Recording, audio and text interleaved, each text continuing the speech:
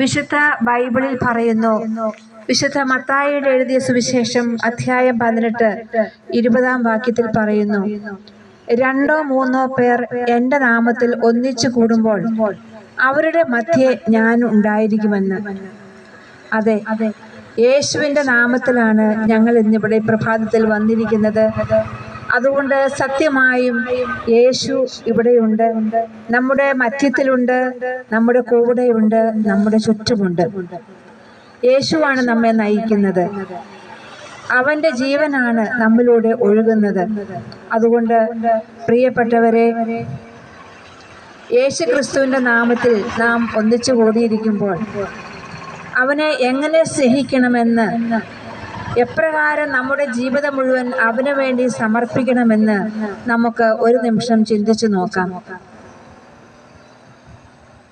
നേരത്തെ പ്രസംഗകൻ പറഞ്ഞതുപോലെ, നമ്മുടെ രക്ഷയ്ക്ക് വേണ്ടി, നമ്മുടെ പാപങ്ങൾക്ക് പരിഹാരമായി യേശു തൻ്റെ ജീവിതത്തെ മുഴുവനായും അവസാന തുള്ളി രക്തം വരെ നമുക്ക് വേണ്ടി ചിന്തി, നമുക്ക് വേണ്ടി അവൻ മരിച്ചു.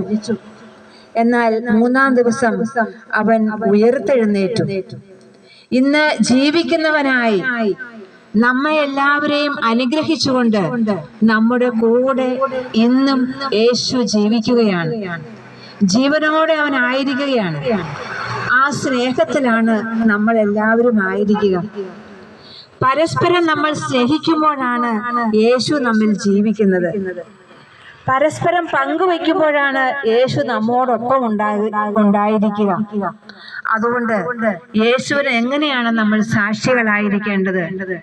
നമ്മുടെ സഹോദരങ്ങളെ അവരായിരിക്കുന്ന രീതിയിൽ അംഗീകരിക്കുകയും സ്നേഹിക്കുകയും ചെയ്യുമ്പോൾ, നമുക്ക് പറ്റുന്ന സഹായം അവർക്കായി നമ്മൾ ചെയ്തു കൊടുക്കുമ്പോൾ, അവരുടെ ആവശ്യങ്ങളിൽ കണ്ടറിഞ്ഞ് സഹായിക്കുമ്പോൾ, ദൈവം നമ്മുടെ ഹൃദയത്തിലും നമ്മുടെ ചുറ്റും ജീവനോടെ ആയിരിക്കുകയാണ്.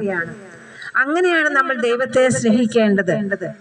നമ്മുടെ സഹോദരങ്ങളിൽ യേശുവിൻ്റെ മുഖം ദർശിക്കുവാനും കഴിയുമ്പോൾ, യേശുവിൻ്റെ സ്വരം മറ്റുള്ളവരിൽ ശ്രവിക്കാൻ കഴിയുമ്പോൾ, നമുക്കും യേശുവിനെ പോലെ ഈ ലോകത്തിൽ ജീവിക്കാം.